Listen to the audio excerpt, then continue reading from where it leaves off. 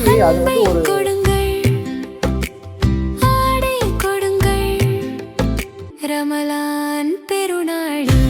Super Saravana stores. வணக்கம். இது தமிழ் குரலின் சிறப்பு நேர்காணல். இன்றைக்கு நம்மோடு இணைந்திருக்கிறவர் மரியாதைக்குரிய மூத்த பத்திரிகையாளர் மற்றும் அரசியல் திறனாய்வாளர் ஐயா திருமிகு ஆர் மணி அவர்கள். சார் வணக்கம் சார். எங்கேயாவது ஒரு இடத்துல அநீதி இருப்பது என்பது எல்லா இடத்திலும் நீதிக்கு விடப்படுகிற ஒரு ஆபத்து, நீதிக்கு வரக்கூடிய ஆபத்து. எங்காவது ஒரு இடத்தில் இருக்கக்கூடிய அநீதி என்பது எல்லா இடத்திலும் நீதிக்கு கிடைக்கக்கூடிய ஒரு ஆபத்து. எங்கேயாவது ஒரு இடத்துல அநீதி இருந்ததுன்னா நீதிக்கான ஆபத்து எல்லா இடத்துலையும் விரைவி இருக்கின்றாங்க. அதாவது இது அதுக்கப்புறம் வளர்ந்து அதை விழுங்குவதற்கான வாய்ப்பு இருக்கின்றது தான். So this is a very good judgment. கண்டிப்பாக வந்து அப்போசிஷனுக்கு ஒரு, ஏன்னா வந்து சத்தீஸ்கட்டில் இன்னமும் போட்டு படுத்திக்கிட்டு இருக்கான், ஜார்க்கண்டில் பிரச்சனை, தெலுங்கானாவில் பிரச்சனை, தமிழ்நாட்டில் வந்து டாஸ்மாக் உள்ளே வந்தாங்க. பட் அது ஏதோ கரணம் தப்புனா மரணம்னு இருந்தது, தலை தப்பிச்சது தம்பராம் புண்ணியம்னு அழகாக இவங்க நல்ல நேரம் ஜஸ்டிஸ் கவாய் கிட்ட மாட்டுச்சு. ஸ்டே கொடுத்துட்டு போனார். 9 மாதம் ஆகுது, ஸ்டேவை வெக்கேட் பண்ண முடியல. So I think it's a very good judgment, அது எந்த சந்தேகமும் இல்லை. இவங்க அதை முன்னே எடுத்துகிட்டு போகணும். அப்போசிஷன் இதை பொலிட்டிக்கலாக 5 ஸ்டேட் எலெக்ஷன்ஸ் வருது, எப்படி ஈடி அவுத்து விடுவாங்க. அவுத்து விடும்போது வந்து அஃப்கோர்ஸ் அதில் தப்பு பண்ணவனும் இப்போ இந்த ஜட்ஜ்மெண்ட்டை வச்சு தப்புறதுக்கு வாய்ப்பு இருக்குது. தப்பு பண்ண சில மாநில கட்சிகள் லட்டு மாதிரி மாட்டியிருக்காங்க. பட் ஈடியோட நம்பகத்தன்மை அதில் பாதாளத்தில் இருக்கிறதால ஈடியோட எந்த நியாயங்களும் இனிமேல் எடுப்படாது. அதில் வந்து வெள்ளத்தில் அடிச்சுட்டு போகிற மாதிரி தப்பு செஞ்சவனும் சில சமயம் தப்பிச்சு தான் போவான். அலோவ் பண்ணி தான் ஆகணும். ஏன்னா நாடு பூரா ஈடி செய்து கொண்டிருக்கக்கூடிய அட்டுழியங்களை வைத்து பார்க்கும்பொழுது இது தவிர்க்க முடியாதது என்று தான் தோன்றுகிறது. எதிர்கட்சிகளுக்கு ஒரு மொரால் பூஸ்டராக இது நம்ம absolutely it's a morale booster for the opposition. ஏன்னா கெஜ்ரிவாலோட கேரக்டரே அவங்க அசாசினேட் பண்ணி எலெக்ஷனில் தோக்கடிச்சு அவரை 158 நாள் ஜெயிலில் வச்சு, சிசோடியாவை 1.5 வருஷம் ஜெயிலில் வச்சதெல்லாம் அட்ராஷியஸ் டு த கோர். அது டியூரிங் தி எலெக்ஷன் டைம். இப்போ பயப்படுவாங்க, ஈடியே பயப்படுவான். ஏன்னா அதிகாரி கேஸ் கூட போடலாம். அரெஸ்ட் பண்ணுறதுன்றது வந்து அரெஸ்ட்டை வந்து நீங்கள் வந்து கண்ட்ரோல் பண்ணால் கூட there will be some sort of relief. நீ சார்ஜ் ஷீட் ஃபைல் பண்ணு, இல்லை சிபிஐ அப்படி தான் பண்ணுவான். அவருடைய வயது முதிர்ந்த பேரண்ட்ஸை மாலைக்கு மேலே போய் இன்ட்ராகேட் பண்ணுறன்ற மாதிரிலாம் அந்த அளவுக்கு போனாங்க. So this is something very very important. ஏன்னா அவரை தூக்கி 158 நாள் உள்ளே வச்சதுன்றதெல்லாம் வந்து இன்றைக்கி வந்து who will compensate that? Election announce பண்ண பிறகு கண்ட்ரோல் ஈசிக்கு போய்டும்னா, ஏன்டா நோட்டிஃபிகேஷனை கொடுத்துட்டு சீஃப் மினிஸ்டரை அரெஸ்ட் பண்ணுறான்னா EC should have intervene and stop it. அவன் மாறா வந்து ஈஸி என்ன சொன்னான்னா, டேட்டா கைது பண்ணலாம், அந்த வழக்கில் அப்படி என்ன ஆகிற போதுங்கிற கேள்வி இருக்குல்ல. ஒரு டெரர் அட்டாக்ல சம்மந்தப்பட்டவர் நாட்டை விட்டு ஓடி போயிடுவார். அது வேற. இஃப் இட்ஸ் டெரர் ரிலேட்டட்னா okay, it's a corruption case. CBI சாதாரணமாக அரெஸ்டே பண்ண மாட்டான். ரொம்ப ரேர் கேஸில் தான் சிபிஐ அரெஸ்ட் பண்ணுறது. லாங் ரோப் கொடுப்பான். ரெண்டாவது வந்து அவனுக்கு வந்து கரப்ஷன் கேஸஸில் அரெஸ்ட் வந்து உங்களுக்கு வந்து பாஸ்போர்ட்டை முடக்கிட்டு வெலாசிட்டி ஆஃப் த கேஸை பார்த்து டேம்பரிங் எவிடன்ஸ் இருக்குன்னா அது ஒரு கன்சிடரேஷன். அதர் தென் தட் வந்து உங்களுக்கு வந்து இம்மீடியட்டாக அரெஸ்ட்ன்றது சிபிஐ கேஸில் கிடையாது. எஸ்பெஷலி கரப்ஷன் கேஸஸில் when the evidences are documentary in nature, there is no question need for arrest. அது வருது உங்களுக்கு வந்து. எனவே இட்ஸ் அ குட் ஒன். அப்போசிஷனுக்கு moral booster as he said. But பொலிட்டிக்கலாகவும் லீகலாகவும் இதை வந்து பொலிட்டிக்கலாக இவங்க எக்ஸர்ட் பண்ணுற ப்ரெஷர் ஜுடிஷரியை யோசிக்க வைக்கும். But the other side of the coin வந்து தட்ஸ் ஆல்சோ நம்ம கவனத்தில் எடுத்துக்கணும். தப்பு செஞ்ச மாநில கட்சிகள், ஊரை கொள்ளை அடித்தவங்க, அவங்க வந்து இந்த ஜட்ஜ்மெண்ட்டை பயன்படுத்திக்கிட்டு தப்புறதுக்கு பார்ப்பாங்க. எனவே that's part of the game. அதில் வந்து இன்னொன்று, இதெல்லாம் கேஸ் பை கேஸ் தான் நம்ம டீல் பண்ண முடியும். 5 கேஸில் ஈடி தப்பு பண்ணுறான்னு 6வது கேஸில் நியாயம் இருக்கும்போது தப்பு பண்ணாலும் அதை பழிவாங்கன்னு நம்ம நடவடிக்கைன்னு சொல்ல முடியாது. ஆமாம், பழி வாங்குறான் ஈடி, சம்மந்தம் இல்லை. ஆனால் பழி வாங்கப்படுபவர்கள் யோகியர்கள் கிடையாது. இதில் அந்த இடம் தான் ஈடியோ அல்லது சிபிஐயோ பொலிட்டிக்கல் பாசஸ்னுடைய கம்பல்ஷனால் ஒர்க் பண்ணுறதால அது சிக்கல் இருக்கா? இப்போ நம்ம ஐபேக் ரைட்ஸும் 2020 அவங்க சொன்னாங்க, 2021 மூவ் பண்ணச்சு பிளாக் மணி வந்ததுன்னு. நீங்கள் அதை கொண்டு போய் 26 எலெக்ஷனுக்கு முன்னாடி வேகம் எடுப்பது என்பதற்கு பதிலாக லா டேக் இட்ஸ் ஓன் கோர்ஸாக 5 வருஷம் கிராஜுவலாக பண்ணிட்டு இருந்தால் சிக்கல் இல்லாமல் போயிருக்குமோ அப்படிங்கிற இடம் வருது இல்லையா? எப்படி சொல்லுங்க, மறுபடியும் சொல்லுங்க. எலெக்ஷன் நெருக்கத்தில் வழக்கை தூசி தட்டி எடுப்பதற்கு பதிலாக இந்த 5 ஆண்டுகளும் law take its own course நீங்கள் ரெகுலர் ட்ரையல்லையோ இல்லை ப்ராசிக்யூஷன்லையோ கொண்டு போயிருந்து கோர்ட்டே அரெஸ்ட் பண்ணுன்னு சொன்னால் அது வேற இல்லை. அதுதான் சொல்கிறேன். அது நீங்கள் வந்து சட்டத்தை நிலைநாட்டுறது, நீதியை நிலைநாட்டுறது, தப்பு செய்தவர்களை தண்டிப்பது உன் நோக்கமாக இருந்திருந்ததுன்னா இதெல்லாம் நடக்கும். அது எதுவுமே உன் நோக்கம் கிடையாது.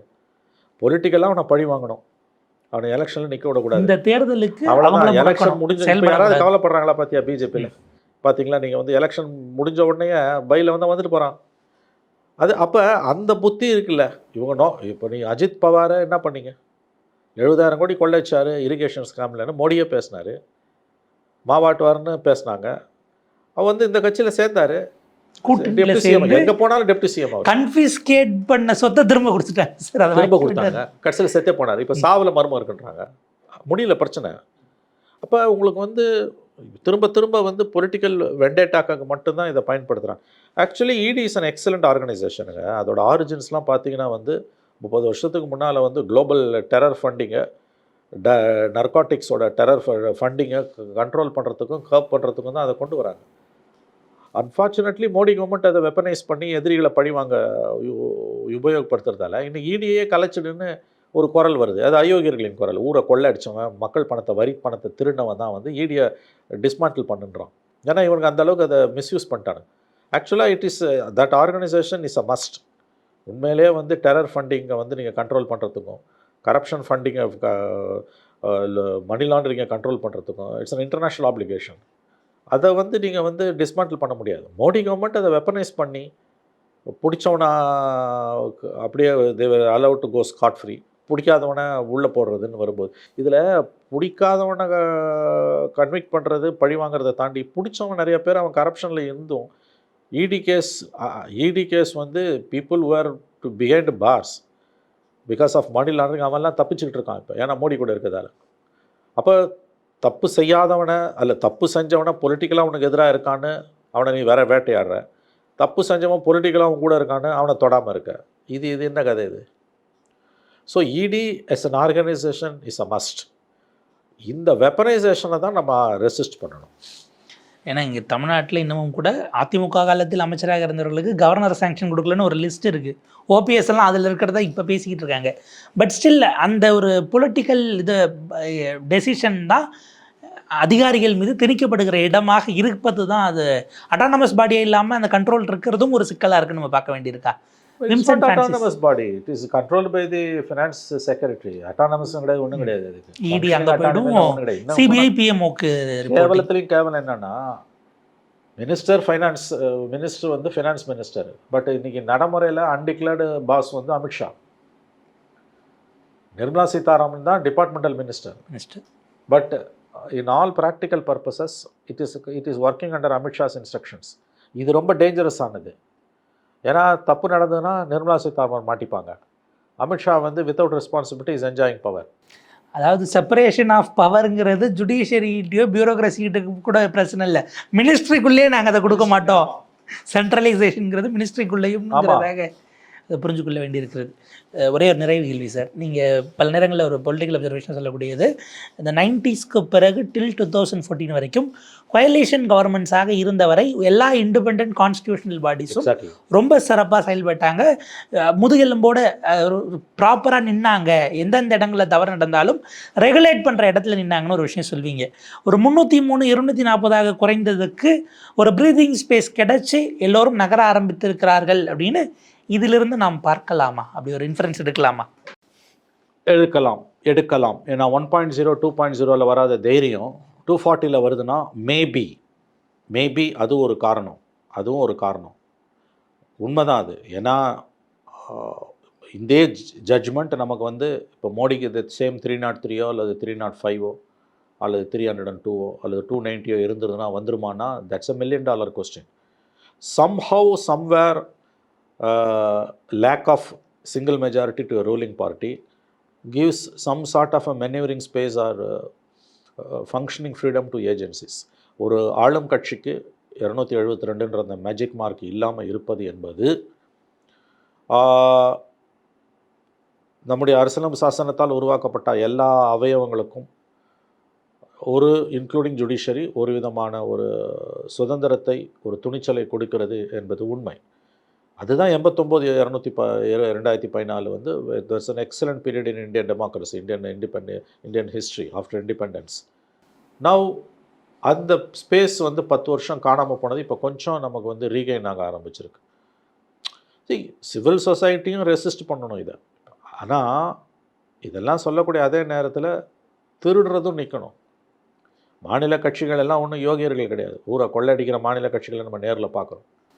எய்தர் ஒயிட் வாஷ் பண்ணுறது, ஊழல் ஒரு பிரச்சனை இல்லைன்னு ஒயிட் வாஷ் பண்ணுறது, மதவாதம் தான் சொல்லிட்டு கொள்ளையடிக்கிறது, டாஸ்மாகில் கொள்ளையடிக்கிறது, ஜாப் ராக்கெட்டில் கொள்ளையடிக்கிறது, டிஎன்பிசியை கொலாப்ஸ் பண்ணுறது, வாட்டர் பாடிஸில் உள்ளாட்சி அமைப்புகளில் நிர்வாக குடிநீர் வழங்கல் துறையில் வந்து பார்ஷியல் பிரைவேட்டைசேஷன்னா பல இதில் ஓப்பன் பண்ணி விடுறது, பல டிபார்ட்மெண்ட்ஸு துட்டை வாங்கிக்கின்னு அப்பாயின்மெண்ட் போடுறது, எதுக்கோ கிறிஸ்டல் கிளியர் எவிடன்ஸோடு கொடுத்தாலும் நாங்கள் தொட மாட்டோன்றது. அப்போ இதெல்லாம் நீங்கள் பண்ணிக்கிட்டு அவன் பழி வாங்குறான்னா மக்கள் மத்தியில் வந்து இது எடுபடாது. நீ ஓகேமாக இருந்துட்டு சொன்னீங்கன்னா வராது.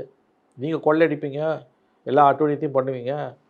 அவன் நடவடிக்கை எடுக்கிறது, அவன் ஒன்றும் சத்தியத்தை நிலைநாட்டுறதுக்கு உங்கள் மேலே நடவடிக்கை எடுக்கல. பொலிட்டிக்கலாக உங்களை காலி பண்ணி பிஜேபியோட சேர்ந்துக்கிட்டிங்கன்னா உங்களை தொட மாட்டான். ஏன்னா எலெக்ஷனுக்கு முன்னாடியே உள்ள தூக்கி வச்சா 1.5 வருஷத்தில் நீங்கள் பெயில் வாங்கிட்டு எலெக்ஷனுக்கு வந்து வேலை செஞ்சுருவீங்களோங்கிறதுக்காக தான் அவன் நோக்கம் வந்து எலெக்ஷன் அப்போ நீ உள்ளே இருக்கக்கூடாது, வெளில இருக்கக்கூடாது. வேறு ஒன்றுமே கிடையாது. எலெக்ஷன் அப்போ வெளில இருக்கக்கூடாது. எலெக்ஷன் முடிஞ்சோன்னா வந்து நீ கொள்ளடி. அதுதானே இப்போ கெஜ்ரிவால். இப்போ இனிமேல் கெஜ்ரிவாலை பற்றி பெருசாக ஒன்றும் பேச மாட்டாங்க. ஏன்னா அந்த மிஷன் கம்ப்ளீட்டடு. அப்போ பிஜேபி பழி வாங்குது, மோடி கவர்மெண்ட் பழி வாங்குது, ஆர்எஸ்எஸ் பழி வாங்குது, எல்லாம் உண்மை தான். ஆனால் பழி வாங்கப்படுபவர்கள் யோகியர்கள் கிடையாது. அவங்க ஊரை கொள்ளடிக்கிறாங்க, பொது சொத்தை திருடுறாங்கன்னும் போது திருவாளர் பொதுஜனத்தோட சாய்ஸ்ன்றது between deep sea and devil. திருந்தவும் செய்யணும். நீங்கள் வந்து கொள்ளடிக்கக்கூடாது, சட்டத்துக்கு கட்பட்டு நடக்கணும், குறைஞ்சபட்சம் திருடுறதையாவது குறைச்சிக்கணும். நீங்கள் ரெக்லெஸ்ஸாக திருடுவீங்க, எல்லை இல்லாமல் கொள்ளடிப்பீங்க, பழி வாங்குறான்னு அப்புறம் கதறுவீங்கன்னா மக்கள் என்ன பண்ணுவாங்க? உங்களுக்கு வந்து கொடுக்க வேண்டிய ஆதரவை கொடுக்க மாட்டாங்க. இது ஒரு நல்ல தீர்ப்பு, சந்தேகமே இல்லை. அதே நேரத்தில் வந்து மாநில கட்சிகளும் தங்களுடைய நடவடிக்கைகள் குறித்து குறைந்தபட்சம் ஒரு மறுபரிசீலனை செய்யணும். செய்யலைன்னா வேறு ஏதாவது ரூபத்தில் மோடி அரசு மாநில கட்சிகளை அவர்கள் தவறு செய்யும் பொழுது பிஜேபி எதிராக இருந்தாங்கன்னா அப்போ மட்டும் அவர்களை வேட்டையாடும் என்பது உண்மை. ஒரே ஒரு ஒன்லைன் இது அப்போ வின் சுச்சுவேஷனா? ஏன்னா பிஜேபி இதில் டிஸ்சார்ஜ் ஆனது என்பது கெஜ்ரிவாலுக்கோ ஆம் ஆத்மிக்கோ இன்றைக்கு வெற்றியாக பார்க்கப்பட்டாலும் பாஜக எலெக்ஷன் நேரத்தில் அவங்கள செயல்படாமல் விட்டு ஆட்சியை பிடித்தனால் அவங்களும் வின் தானா? வின் சுச்சுவேஷன் தான். அதில் வின் சுச்சுவேஷன் தான், அதில் சந்தேகமே கிடையாது. ஃபியூச்சர் இது எப்படி அன்ஃபோல்ட் ஆகும் தெரியாது. இந்த டிஸ்சார்ஜுக்கான அக்கௌண்டபிலிட்டியோ ரெஸ்பான்சிபிலிட்டியோ அதிகாரிகள் பலிகடை ஆக்கப்படுவார்கள், அமைச்சர்கள் மேலே வரைக்கும் போக. இது வந்து கொஞ்சம் டிஃப்ரெண்ட்டாக இருக்கும். இப்போ இடியை வச்சு ரெக்லெஸ்ஸாக வந்து நீங்கள் ஐஓ மேலே இப்போ நடவடிக்கை எடுக்க சொல்லியிருக்கிறாரு. அதை எதிர்த்து அவங்க ஹைகோர்ட்டுக்கு போகிறாங்க. அங்கே வந்து ஏன்னா வந்து ஃபைனாலிட்டி வரல, சுப்ரீம் கோர்ட்டுக்கு போனால் தான் ஃபைனாலிட்டி வருது அப்படின்னு சொல்லிப்போங்க. For which they may get relief. அது இயர்ஸ் டுகெதர் நடக்க போகுது. பட் இது என்னென்னா நிச்சயமாக இது ஒரு ரிலீஃப் தான் அப்போசிஷனுக்கு. பட் இது அவங்க எப்படி எக்ஸ்ப்ளாய்ட் பண்ணுறாங்க, எப்படி இந்த வின்னை கன்சால்டேட் பண்ண போகிறாங்கன்றதை பார்க்கணும். But definitely Modi government is push back, அதில் சந்தேகமே கிடையாது. அரவிந்த் கெஜ்ரிவால் அவர்கள் பொலிட்டிக்கலி கொடுத்துருக்க ஒரு விலை இருக்குது இல்லையா? அப்போ இதே போல் ஒரு பேட்டர்னை இந்தியா முழுக்க எதிர்க்கட்சிகளுக்கு எதிராகவும் கொண்டு வந்திருக்கிறாங்க. அப்போ இதை எப்படி அவங்க அடுத்த கட்டமாக ஒரு பொலிட்டிக்கலி கொண்டு போகிறது சார்? ஏன்னா இதே லிக்கர் பாலிசியில் தெலுங்கானாவில் கவிதா கேசிஆரை வச்சு அங்கே ஆட்சி இழப்பு, சத்தீஸ்கரில் பூபேஷ் பாகல் அவருடைய மகன் இன்னமும் சிறையில் இருக்கிறார், ஜார்க்கண்டில் அதே பேட்டர்ன் வந்தது, தமிழ்நாட்டில் அப்படி ஒரு அட்டெம்ப்டை வந்து அது வேறு விதமாக போயிடுச்சு. அப்போ இது ஒரு பேட்டர்ன் இருக்குல்ல, ஒரு மாடஸ் ஆப்ராண்டி. இதை இப்போ எப்படி பொலிட்டிக்கலி எதிர்க்கட்சிகள் எடுக்க முடியும்னு பார்க்குறீங்க? ரெண்டு விதமாக இதை அணுகணும். ஒன்று பொலிட்டிக்கலாக இதை அணுகணும். இந்த ஜட்ஜ்மெண்ட்டை வந்து பொலிட்டிக்கலாக ஆப்போனன்ஸுக்கு ஒரு பெரிய கையில் ஆயுதம். இஷ்டம் போல் வந்து ஈடியை உள்ளே வச்சு நீ இனிமேல் ஆட முடியாது. இப்போ பொலிட்டிக்கல் ரெசிஸ்டன்ஸ் வந்து ஸ்ட்ராங்காக இருக்கும். நம்பர் 1. என்ன தான் பொலிட்டிக்கல் ரெசிஸ்டன்ஸ் இருந்தாலும் ஜுடிஷியல் அசர்ட்டிவ்னஸ் இல்லாமல் கவர்மெண்ட்டை வந்து we cannot push back, we cannot push the government to the wall. இப்போ அது வந்து அந்த வாய்ப்பு கிடச்சிருக்கு. இந்த ஜட்ஜ்மெண்ட் வந்து எதிர்க்கட்சிகள் கையில் ஒரு ஆயுதம். ஏன்னா ஜுடிஷியல் ஃபாரம்லேருந்து அவங்களுக்கு ஒரு உதவிக்கரம் நீட்டப்பட்டிருக்கு. இப்போ அது அப்படியே ஜுடிஷரி மாறுது மொள்ளமாக. இப்போ இங்கே நேற்று வேறு ஒரு கேஸில் நினைக்கிறேன் டெல்லி ஹைகோர்ட்டும் அண்ட் சுப்ரீம் கோர்ட்டும் ரெண்டு கோர்ட்டுமே both supreme court and Delhi high court subject to correction வந்து இஷ்டம் போல் இந்த மாதிரிலாம் அரெஸ்ட் பண்ண முடியாது அப்படின்னு இடிக்கும் சிபிஐக்குமே வந்து தலையில் குட்டு வச்சுருக்காங்க. ஏற்கனவே போட்ட கேசஸ்லேயே என்னம்மா பெர்ஃபார்ம் பண்ணியிருக்கீங்கன்னு நாங்கள் பார்த்தோங்கிற மாதிரி வந்து சொல்லியிருக்காங்க. ஸோ இது ஒரு நல்ல ஆப்பர்ச்சுனிட்டி. எதிர்க்கட்சிகள் வந்து இந்த பொலிட்டிக்கல் ஃப்ரண்ட்டில் கீழே வந்து டு த ஸ்ட்ரீட்ஸ் எடுத்துகிட்டு போகணும். இன்னொரு பக்கம் வந்து கண்டிப்பாக இது வந்து ஜுடிஷியல் ஃபாரமில் வந்து எல்லா ஸ்டேட்லேயும் இருக்கக்கூடிய லோயர் ஜுடிஷரி செஷன்ஸ் கோர்ட்ஸ் வந்து அசர்ட் பண்ணுவாங்க, கண்டிப்பாக அசர்ட் பண்ணுவாங்க. சுப்ரீம் கோர்ட்டும் வந்து இதை வந்து ஹை கோர்ட்ஸ் அண்ட் சுப்ரீம் கோர்ட்டும் இதை வந்து கையில் எடுத்தாங்கன்னா எடுக்கணும். We can push the government to the wall. இதில் ஒரு ரிஸ்க் என்னென்னா அதர் சைடு வந்து அப்போசிஷன் ஸ்டேட்ஸில் கொள்ளடித்த மாநிலங்கள் இருக்குது. அவங்க இதை ஒரு கேடயமாக பயன்படுத்தி தப்பாக பார்ப்பாங்க. பட் பேலன்ஸ் ஆஃப் கன்வீனியன்ஸ் வந்து கண்டிப்பாக வந்து நம்ம வந்து அப்போசிஷனுக்கு தான் கொடுத்தாகணும். ஏன்னா மோடி கவர்மெண்ட் வந்து அட்ராஷியஸாக போயிட்டுருக்காங்க. அந்த 24 லோக்சபா எலெக்ஷன்ஸ் நோட்டிஃபிகேஷன் வந்த பிறகு கெஜ்ரிவால் அரெஸ்ட் பண்ணும்போது election commission would have intervened. எப்படா நீ செய்யலான்னு கேட்டிருக்கணும், செய்யலை. இது ஆன்கோயிங் ப்ராசஸ்னு கையை கழுவுனாங்க. கடைசியாக ஒரு சின்ன விண்டோ அவருக்கு என்ன கிடச்சதுன்னா, ஜஸ்டிஸ் கவாய் செகண்ட் ஜட்ஜாவோ தேர்ட் ஜட்ஜாவோ இருந்தப்போ அவர் கேம்பெயின் பண்ணுறதுக்கு மட்டும் ஒரு 30 நாளுக்கு வாய்ப்பு கொடுத்தாரு. அவ்வளோதான். அந்த ஒரு ரிலீஃபை தவிர வேறு எந்த ரிலீஃபும் அவங்களால கொடுக்க முடியல. அந்த ரிலீஃப் கூட ஹேமந்த் சோரனுக்கு கிடைக்கல. அந்த ரிலீஃப் கூட ஹேமந்த் சோரனுக்கு கிடைக்கல. ஸோ இப்போ இந்த டெவலப்மெண்ட்டுன்றது வந்து கெஜ்ரிவால் கேஸ் வந்து it's an excellent opportunity for opposition to push back the government politically. Judiciary வந்து கண்டிப்பாக வந்து லோயர் ஜுடிஷரி கிட்ட இருக்கக்கூடிய அந்த முதுகுத்தண்டு நிமிர்ந்த இந்த தைரியம் வந்து ஹையர் ஜுடிஷரிக்கும் எக்ஸ்பேண்ட் ஆகணும், both the high courts and supreme court. At the end of the day constitutional courts intervene பண்ணிச்சுன்னா government will be pushed back.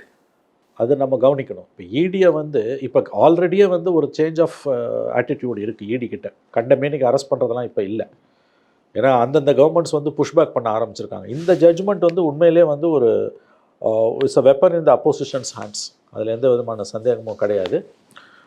I think will hope for the best. நீங்கள் இந்த ஏன்னா வந்து இதில் வந்து பாதி கிணறு தான் அவர் தாண்டி இருக்கார். சிபிஐ கேஸ் போயிருக்கவில்லை. இந்த இடி கேஸ் ஸ்டில் ரிமைன்ஸ். அங்கே என்ன நாடகத்தை ஆட அதை குவாஷ் பண்ணுறதுக்கு போகணும், அது நடக்கும். ப்ரெடிகேட் அஃபென்ஸ் இல்லாமல். ஏன்னா வந்து ப்ரெடிகேட் அஃபென்ஸ் போச்சுன்னா இடி கேஸ் கோஸ்ன்னு சுப்ரீம் கோர்ட் ஆர்டர்ஸ் இருக்குது. Immediately when the predicate offense goes, இடி கேஸ் ஆல்சோ கோஸ். பட் இல்லைன்னு இப்போ அவங்க ஆர்கியூ பண்ணுறாங்க. அது different opinions, various differing judgements. அதனால தான் இவ்வளோ சிக்கல் இருக்குது. இதில் இன்னொரு பெரிய ரிஸ்க் என்னென்னா, உண்மையான குற்றவாளிகள் இதில் தப்புவார்கள். இந்த பிராந்திய கட்சிகள் எல்லாம் ஒன்றும் யோகி சீலர்கள் கிடையாது. பிஜேபியில் இருக்கவர்களும் யோகி சீலர்கள் கிடையாது. இப்போ பிராந்திய கட்சிகளில் வந்து மாநில கட்சிகளில் கொள்ளை அடித்தவங்கலாம் வந்து இந்த ஜட்ஜ்மெண்ட் வச்சு தப்பணும்னு பார்ப்பாங்க. மோடி கவர்மெண்ட்டு பிஜேபி சார்பாக இருக்கவங்க பக்கம் போகாது. ஆகவே அந்த இடத்துல how the courts strike a பேலன்ஸ்ன்றது தான் நம்ம கவனிக்க வேண்டிய விஷயம். Former chief minister of Punjab காங்கிரஸ்லேருந்து பிஜேபியில் சேர்ந்த கட்சி ஆரம்பித்து சேர்ந்தார் அமரிந்தர் சிங்கிக்கு இடி சம்மன் சர்வ் பண்ணிட்டாங்க. அப்புறம் அந்த அதிகாரி ட்ரான்ஸ்ஃபர் பண்ணி பஞ்சாப்லேருந்து சென்னைக்கு பார்ப்போம் சார். ஒரு விரிவான உரையாடல் உங்கள் நேரத்துக்கு வருதலுக்கு மிக்க நன்றி சார்.